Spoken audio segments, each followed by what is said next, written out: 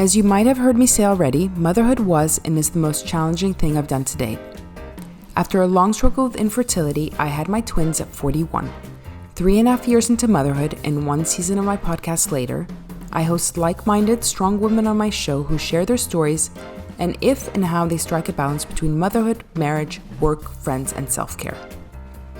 I have no experience other than the fact that I'm struggling to keep my sanity through all the chaos, trying to multitask between all these different roles, all while trying to stay in shape and be the best that I can be. We set the bar so high these days and we're all trying to be perfect. Fuck perfect. As Brené Brown puts it, imperfections are not inadequacies. They are reminders that we're all in this together. And while I may joke at times about wanting to have another round of twins, I think I'm mostly done with my 2. Plus, whenever I even allude to the fact that I wouldn't mind having more kids, my friends and family are quick to remind me that I'm done. And I even get comments like, I will disown you and stop talking to you if you have more kids. What does that mean? Okay, I'll admit it. They're probably right. I barely make it through the day in one piece. And I almost always look like roadkill by the end of the day. Although, after talking to our guest today, I think I have it easy. Sonia is a mother of 4, yes, 4 kids. They're 5, 7, 9, and 11. She lives in Vancouver, and during the lockdown in 2020, she watched a TikTok video and decided it would be something fun for her to do. And just like that, today, her account boasts more than 5 million followers. So of course, I was curious to know how she got into it and how she feels about being a TikTok influencer. So when I first started, these TikToks would take, hours and hours to make because I had everybody there. I had an idea of what I wanted them to do and say, and somebody would mess up along the way and we'd have to start from the beginning. So I realized quickly that, and plus, I would start getting really annoyed and grumpy and it was just turning into a really unpleasant experience for everybody. And I was like, okay, this is not sustainable. This is not healthy. What are we doing? And so I started from then on kind of writing more of a script and having a more solid plan in place for what I wanted to do. And, actually, and I think this comes as a surprise for some people, but my daughter is actually not present when I film. So my kids are at school, I do my part, and I just leave spaces for her response. And then when she comes home from school, when my kids are home, I will I use the voiceover function. Okay. And so I'll say so they'll be sitting there having their snack and I'll say, okay, on the count of 3, say this. And I just record it and then we're done.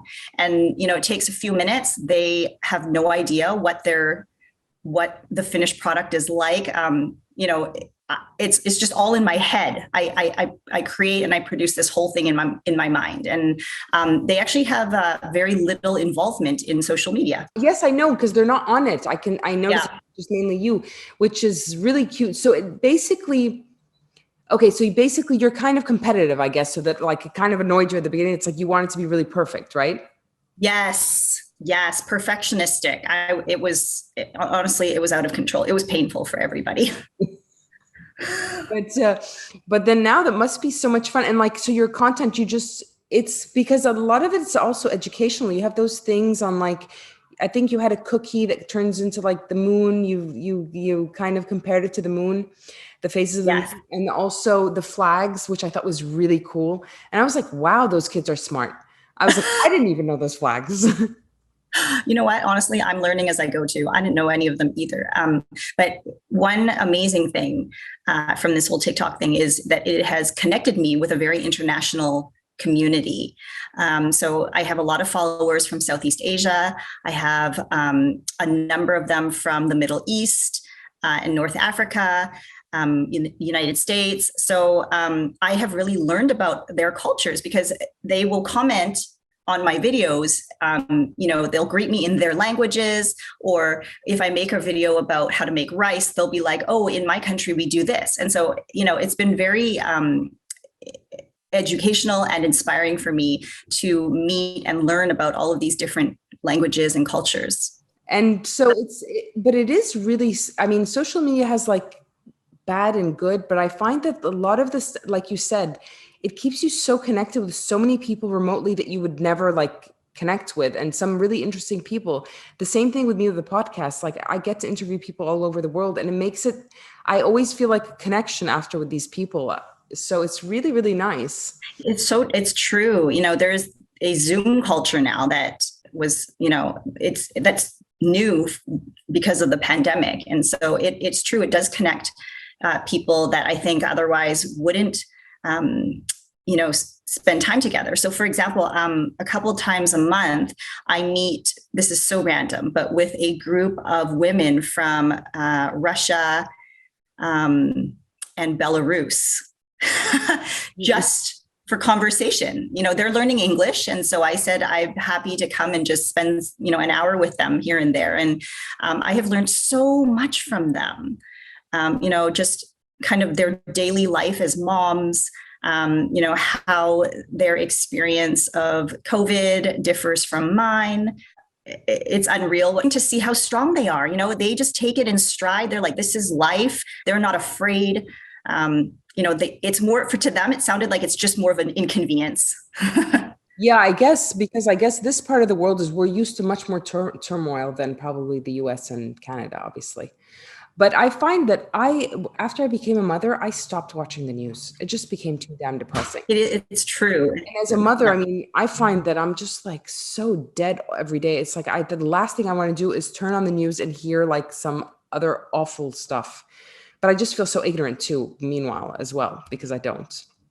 Yeah. And I agree with you. And it's been really interesting as a mom, what kinds of conversations to have with my kids, because they are going to hear it from somebody. So it may as well be me telling them, kind of giving them a more thorough picture of what's happening, instead of them hearing, snippets and then kind of making assumptions on their own. I think it's been interesting trying to guide those conversations. Yeah, but you do a pretty good job at doing these like little videos, and they're actually you keep them light, which is nice. And do your kids watch you on TikTok? Do they follow you on TikTok? No, they don't. My oldest is 11. He doesn't even have a phone yet, and he doesn't have social media. They have no interest in it at this point, which I'm fine with. So how do you do that? Because you're now on social media, and obviously you really like social media. So what do you do for your kids? Will you encourage it? How will you do it when they're on it? Yeah, that's a good question. I think overall, like you mentioned before, there are good and bad points about social media. And, it is my personal opinion at this point, as a mom of 4 young kids who are under 12, that social media is probably more harmful at this point when they're young than helpful. I think there is one of the things that I'm very grateful for is that I didn't really discover it until this point in my life. I am an elder millennial. I'm in my late 30s. I have a strong sense of who I am. You get a lot of hate and negativity, like a lot. Yeah, every day. And it's just not normal. Do you get it? I mean, you have a lot of followers. I'm sure, you must get bombarded with some negative stuff. What kind of thing do you get, and how does it affect you? Okay, so everything from you brought COVID over from China to why don't you go and eat dog? So there's that kind of stuff, which it doesn't happen very often, but when I do read it, it's like, okay, it sticks a bit, Yeah. And then there's the motherhood stuff, like, why don't you even respond to your kid when they're talking to you? How come you're not engaging with them? And in my head, I want to say there are 2 things I want to say to that person. That actually really bothered me. First of all, my kid is not even there, right? Like, I'm filming this by myself. My kid is not even there. You don't know what you're talking about. But second of all, my kid talks 24 hours a day. Why would I engage them? I mean, in order for me to survive, I have to block out 75% of what they say to get on with my day. I'm cooking a meal, right? I'm cooking a meal. I'm not going to be like turning and talking to my kid because I need to get this meal on the table. So, I think people make a lot of judgments about me and my family just based on that 30-second video, which is fine. I understand it comes with the territory. It's just part of social media. But knowing that I do not want my kids to be targeted like I am. And so for now, before they really can make a well-informed decision for themselves, I would prefer them to just not be on it. Yeah. And does it must have some kind of like, does it not get you? Like, okay, I know I could see it probably does annoy you because you remember it, but I mean, what do you do? Does it not kill your confidence? Okay. So when this earlier on, when I was kind of still growing at the beginning, on TikTok, I had one video go super viral, and it was just me sitting in my car singing a song about motherhood and something about, I'm a mom of 4 kids, and I do all these things, but they don't pay me to do them. Kind of, that was the tone of the video, and it was supposed to be funny. Working moms would get on there and start saying things like, you have no idea how hard it is for us moms who have kids, but who also have a day job. So then all these moms started fighting with each other. It was the stay-at-home moms versus the working moms. That killed me. Like, I was just so distraught that that the moms were fighting against each other. Like, we should be supporting each other. Whether you're a full-time mom or a working mom, you are a mom 24/7. That, it doesn't matter whether you're working or not. And, just that got me so down to the point where I didn't even want to open the app. I was afraid to open it to see what the comments were like. And, people were just attacking me on all sides. Like, you have it so easy, that kind of thing. And so it was at that point, that was a good learning experience for me, because it made me kind of reflect and say, okay, what am I doing here? Do I want to do this long term? And if I do, I need to put some boundaries up to protect my own mental health. So I kind of came up with this strategy where I decided every time I post a video now, I'll stay on the app and I will engage with the comments, the early comments, because what TikTok does is they send your video to your own followers first. And then they kind of see how those early groups engage with your video. If it's received well, then they'll send it out to the, For You page, kind of to the broader community. And then it kind of goes from there. So it's kind of like layers. And so for the first hour, at least, the only people who see your video are your own followers. And so and I have amazing followers. I love them. They're so positive. They're so uplifting, and they're just so loving. And so I stay on for that first little while. I engage with them, and then I'm out of there. I don't go back to the comments. Yeah. And because of this system now, my experience with social media and with my TikTok account is 100% positive. Okay. That's good. That's a good tactic. I mean, I had to, right? So do your kids know that you're like a TikTok celebrity? They know that I make videos. I think my 11-year-old has a sense because his friends tell him about it at school. Yeah. So we don't talk much about it at home, but I think their friends at school tell them about it. And so they have some idea. Also, we did a national ad campaign for Toyota a few months ago. And so I had my kids participate in that, and they knew that was related to TikTok. So they were a part of the filming of that ad. Okay, that's cool. And how about your husband?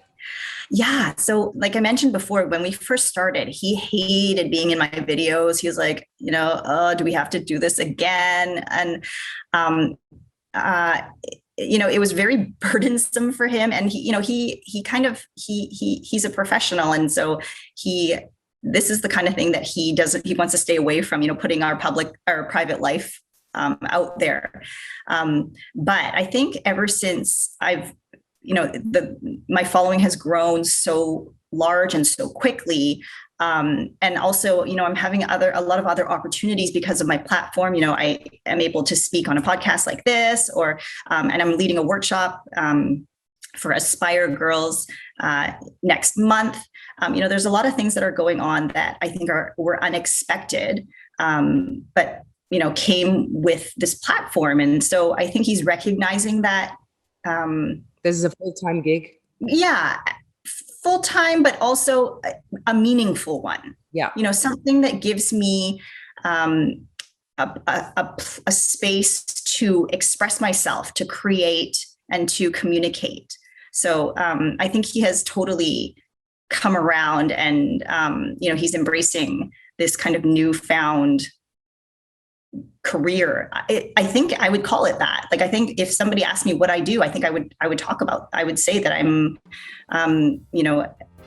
a video creator and a social media influencer. I think.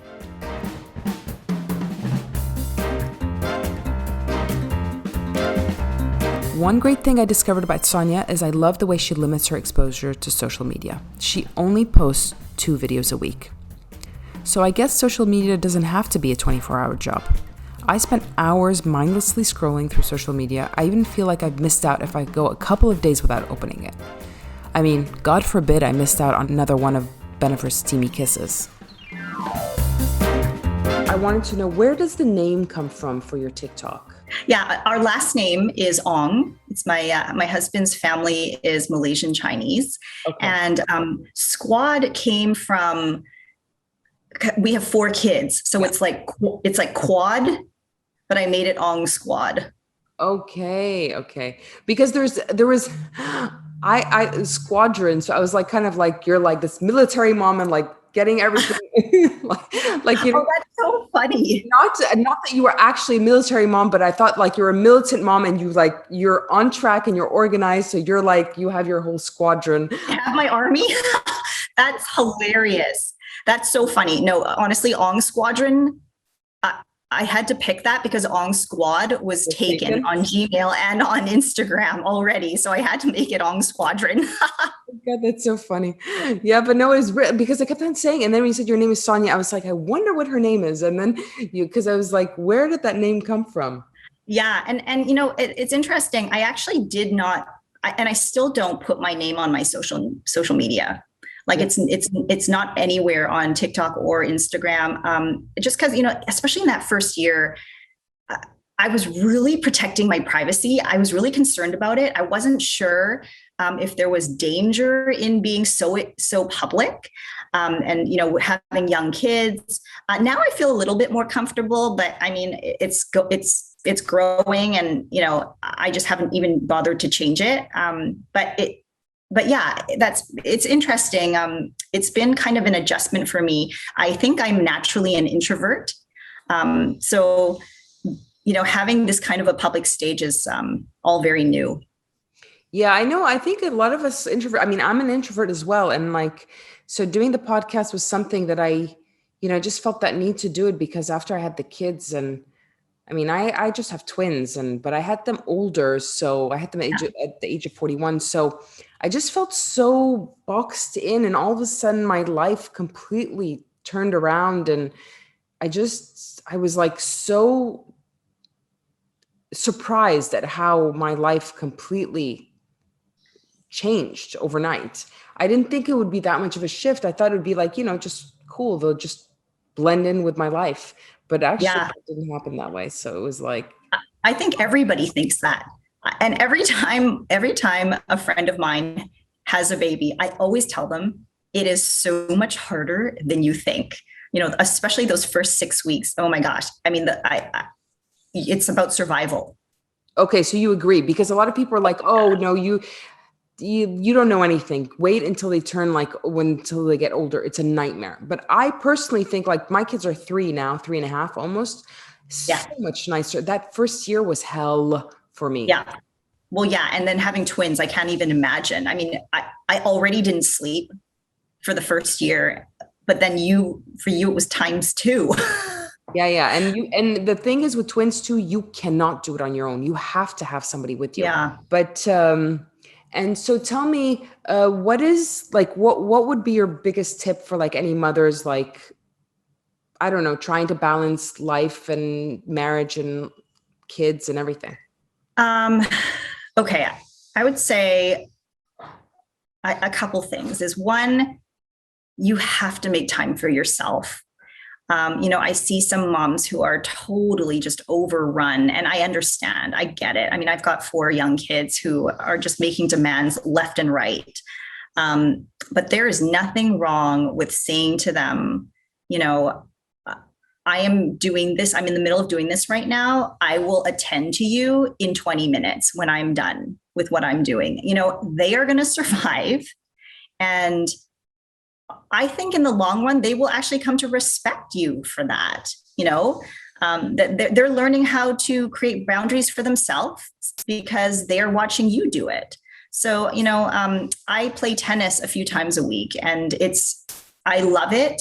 It's for my physical health, my mental health. And I make sure to make that a priority to have things in my life that I do just for myself.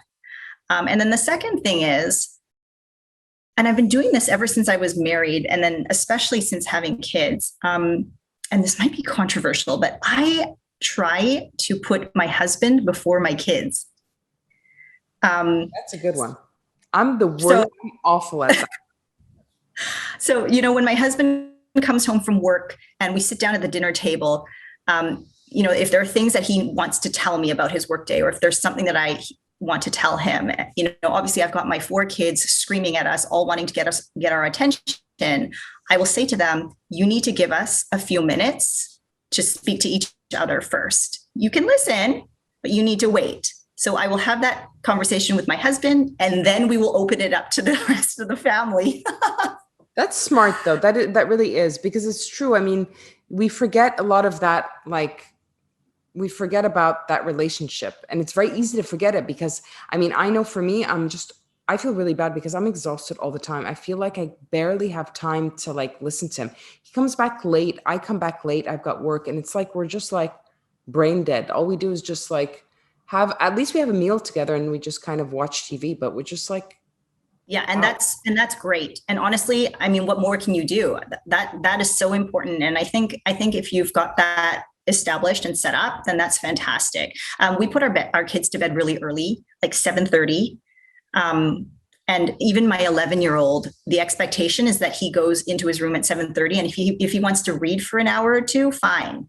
But 7:30 is the time where everybody has to go to their room and we close the doors, because that is the time that my husband and I can decompress and have time to ourselves, So we've kind of set up our schedule in such a way where we eat an early dinner. They eat at 6, and then we get ready for bed right after dinner. And I think that has really been helpful to me personally and to my husband and my relationship, and just in terms of just, helping me to kind of be a kinder mom. Having that time to myself helps everybody. Yeah, no, I certainly agree with you. I have but they're young, so my bedtime their bedtime is 7:30. But yeah, because generally here people's bedtime is really late. They put kids to bed at 10, 11, 12 sometimes. Yeah. And I was like, how can you function? I was like, but they wake up late too. They want them to wake up late, so they make them go to bed really late, which I find absolutely ridiculous. It's not good for their brain function. But anyways. Yeah. And I get it. You don't want to get up early. I don't want to get up early. So what we've told our kids is we've put clocks in their rooms, digital clocks. If it says 7, if it says 6, you need to stay in your room. The first number. If it says 7, you can go down and play in the basement. So they just go themselves. I mean, your kids are 3. You kind of have to manage them as soon as they wake up. But my youngest just turned 5, so she can read the number on the clock.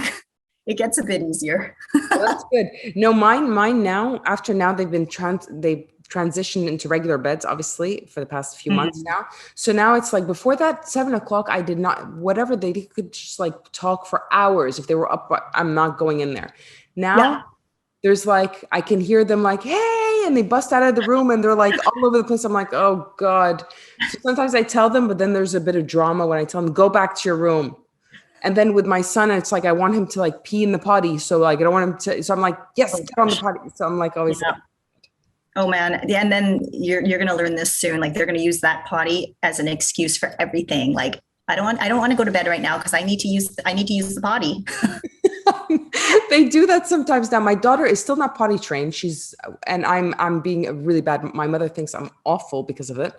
If you listen to the podcast, there's so many episodes about me being a disgusting mother because I haven't potty trained my kids at the age of 2. Anyways, but he's potty Oh my trained God. now, finally. Is that an Egyptian thing where you have to potty train by 2? Yeah, even before. My mother claims that my sister was potty trained at 9 months. I'm like, Mom, that's not possible. She's like, yes, it is. I was like, I said, no. I don't think she was potty trained at 9. Oh my gosh, the whole potty training thing. It's interesting how my kind of philosophy about it has evolved over my 4 kids. Like for my first one, I thought, oh, you're almost 2, it's time to potty train. And we did the whole schedule, rewards, like everything. And obviously there were accidents, and it was it was terrible. It was a headache. By the 3rd or 4th kid, I'm like, you can potty train when you decide you want to do it. I didn't even bother trying. And you know what? Guess what? They just did it themselves. No accidents. When they were old enough to figure out that that's what they wanted to do, they were motivated, then they just did it. It saved me so much effort and cleanup. And stress. I've been stressed for like the past year about it. And then after, 6 months ago, I just said, you know what? I just screw it. I'm so busy. You know what? If they want to shit in their pants, they're 5, I don't give a shit. Okay. Yeah. So I was like, my mother was like giving me a hard time every day. Finally, he did it on his own. He like 3 months ago, he was like, I want to make pee pee in the potty. I was like, really? Yeah. I was like, let's see where he's going to go with this. But he actually did. Yeah. And then he wanted to poop and I was like, it was just like overnight. I was like, what am I stressing? And then I told my mother, I was like, Mom, see, I mean, the boy did it on his own. Why the stress? I mean, we didn't need to, there's no rush. She's totally. Like, well, thank God he did it before he went to high school. The exaggeration. She's like, I was like, okay, well, not. You know what? I think Chinese people also potty train very early. Yeah, because they want to get rid of the diapers, right? So it makes sense, and I get it. Part of it, that's one of the reasons why some people do it here early, because in finance, it's more economical for them not to for sure. Yeah. So I get that, but I don't really have that issue. So for nappies, so I'm okay. Okay, I have to admit I love her honesty, because when I asked Sonia about her relationship with her husband, she reluctantly attributed the success of her marriage on the fact that she prioritizes him, and that when he's back from work, her focus is entirely on him.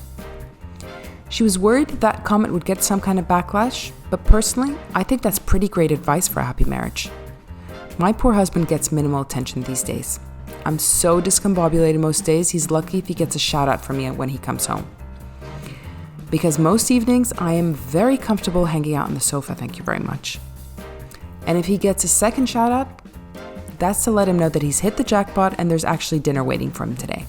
I really hope he doesn't listen to this episode, because I think he might get some ideas to sue me for gross negligence and emotional distress.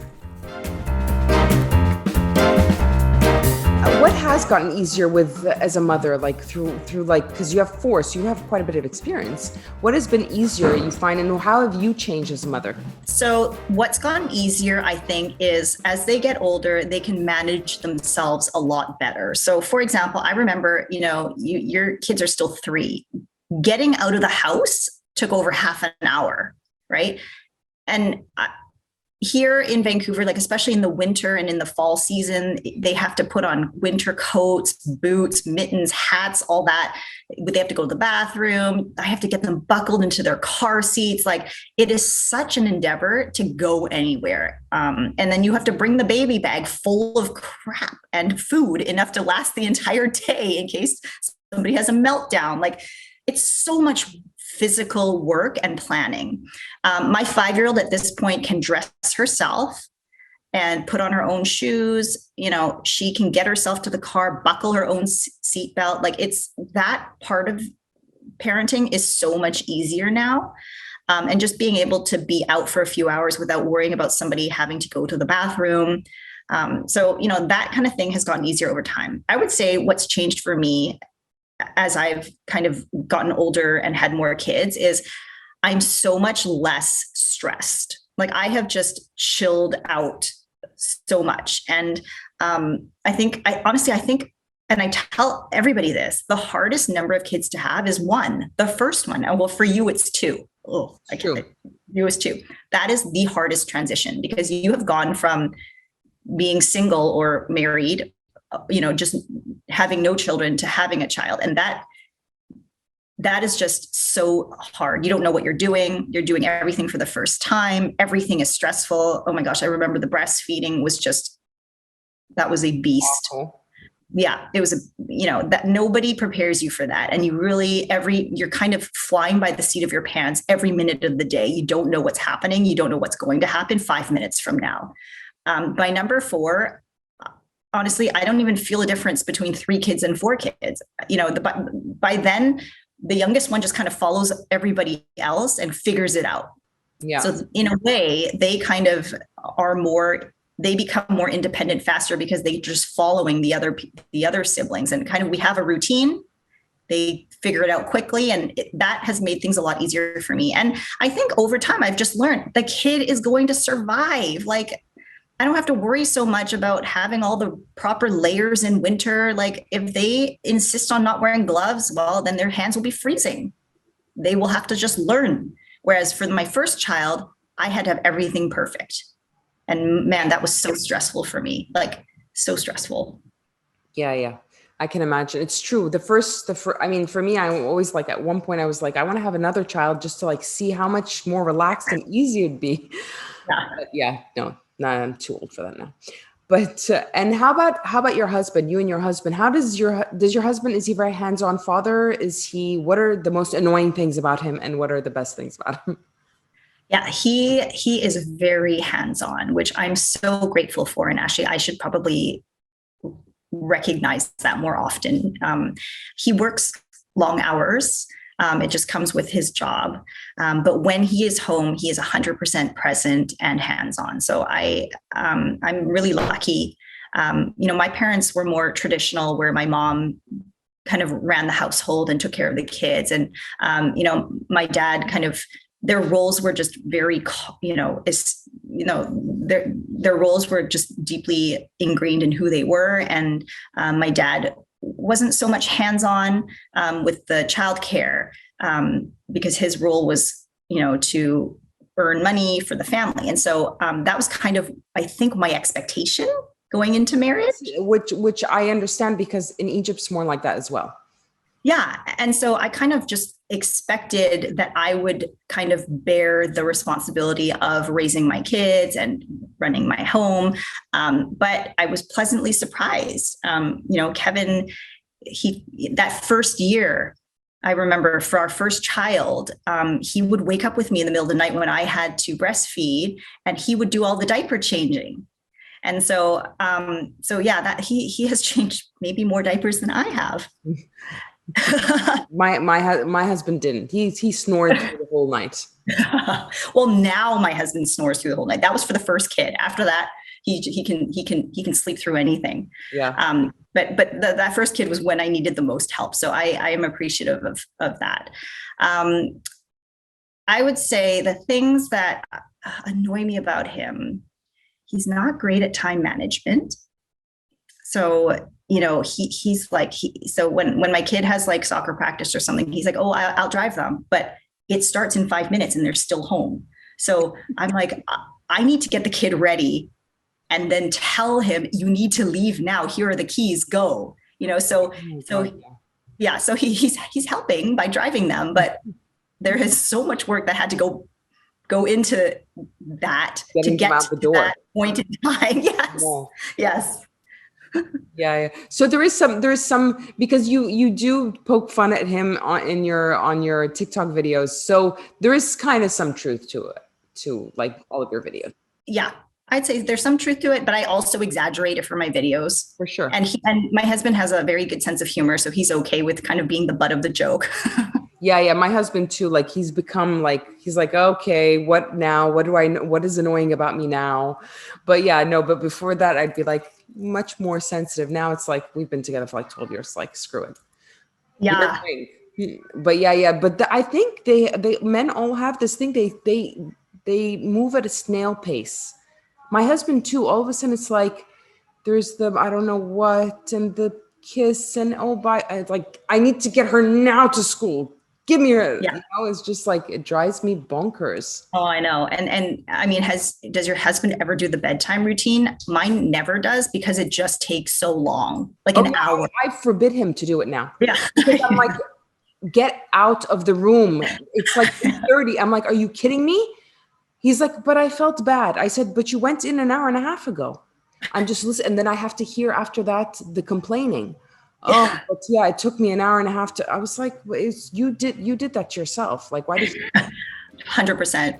100%. It's so inefficient that at this point I'm like, let me just do it. Okay, I want to ask you my last question. What is your biggest insecurity about motherhood? I sometimes wonder whether I am not doing enough for them, for my kids. And I know deep down that this is not the right way to think, but I see other parents, putting their kids in tutoring and camps and, all of these academic programs to kind of further their kids' knowledge. And, they want to get their kids ahead. And I have never felt that way. I don't know. Like my kids are in private schools. They go to very good schools. And I kind of feel like that's enough. Like, they kind of learn what, they learn the curriculum of their schools, which is very strong. And I want them to kind of be in the driver's seat of their own learning.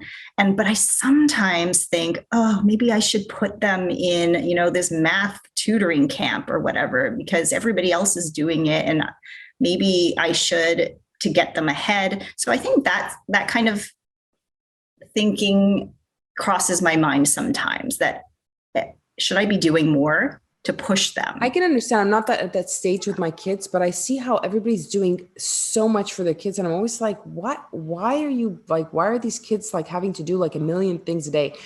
But you know what? And I'll have to say that my mother forced us all to do a few things, like when you were young, like taking piano lessons, for example. And I just hated it. And I don't play piano now. It's like, so I think if, just forcing kids to do things that they're not really naturally inclined to do, that is just a waste of money and time, like waste of our money and a waste of their time. Yeah. And I had the same experience as you where my parents, and the thing is, I understand where my parents are coming from because they're immigrants. They came from Hong Kong and they settled here in Canada. And I think they really wanted to give me and my brothers every opportunity. And so same, like they put us in piano lessons. They put us in, it's this program called Kumon. It's like this, I think this Japanese, math program. And, they put us in everything. And I hated the piano. But the thing is, I still play today, for our church, I play. And I often sing with my kids at home. But I still don't know that if I had to do it all over again, whether I would go through that because it was so miserable, those piano lessons. And so I'm not really pushing any of that with my kids. And that is another great point of it. That is an insecurity for me as well. Like, should I be putting them in music lessons, like, pushing them in these areas? Do your parents give you any parental advice or like, do they criticize you?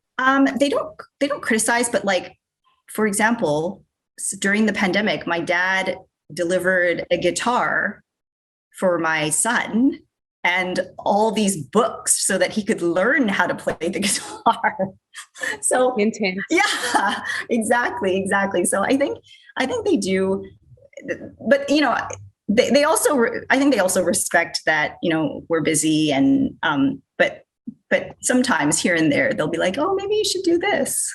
I have a question for you that I've always been curious about. Do Egyptians consider themselves Middle Eastern or African? Middle Eastern. Okay. Yeah. You're more culturally Middle Eastern. Yeah, for sure. For sure. Right. So yeah, we should have those discussions about like motherhood in Egypt versus that kind of, I find it so fascinating. Yeah, it is. It's quite like when I first had, because I wrote a book about it, like the cultural, I had like a bit of a culture shock when I had the kids, because there were so many things like these, like, these stereotypes here that people had started to, like I started to like get exposed to it. And it was kind of funny. It's kind of funny, I guess. To me, it was like, kind of like, that's odd. I mean, I understand the culture and I've lived all my life here, but it just was a little bit more than I had imagined. You know what I mean? I always thought it was just like this kind of myth thing, but some people really believe in a lot of the weird things here. Yeah. Was your schooling all in English? Yeah. Oh, in French, I was at a French school, and then I went to an American high school. And then I went to college in the States.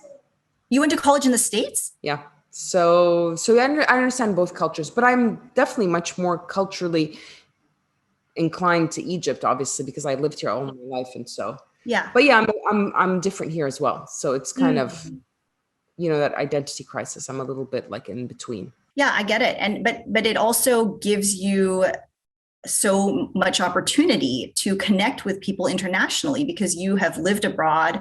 You speak perfect English. So it's a blessing too. Okay, great. Thank you so much, Sonia, and good luck with your whole. I'm probably going to get on TikTok just so I can be. Oh. I can tell you. Oh, that's okay. I post the videos. I post a bunch of them on IG anyway. Yeah, I love them. They're so cute. Oh, thank you. Okay, I love her. Now, Sonia is someone who really has a balance going.